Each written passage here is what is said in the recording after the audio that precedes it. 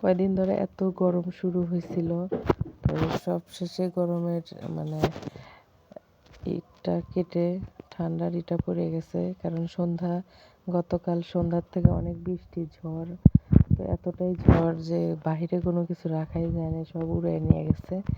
আর ঝড় শেষেই বৃষ্টি। আর সারা রাত কিন্তু অনেক আরাম করে ঘুমানো গেছে, কারণ অনেকটা ঠান্ডা ছিল। এরকম গত 3-4 দিন ধরে এরকম ছিল না। আর এই গরমের মধ্যে আসলে সবারই অসহ্য ধরে গেছিলো। আর এই ঝড় হওয়ার কারণে কারেন্টও এখনো পর্যন্ত কারেন্ট আসে নাই, সারা রাত কারেন্ট নেই। আর এদিকে একটু ঝড় হলেই গাছপালা ভেঙে পড়ে, তার জন্য কারেন্টও ঠিক মতো থাকে না। আমাদের দেশে মানে গ্রামের ইটা বেশি হয় আর কি, কারণ গাছ যদি তার উপর পড়ে যায়, ছিঁড়ে যায়, এটা মেরামত করতে আবার বহুত সময়ের ব্যাপার, সময় লাগে।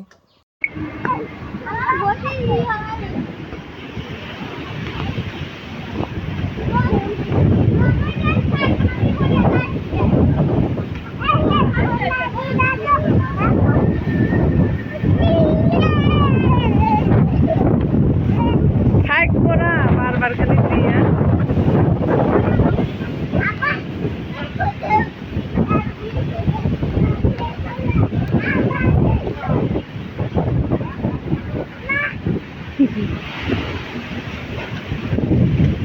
আনা দুলারে দুলারে দুলারে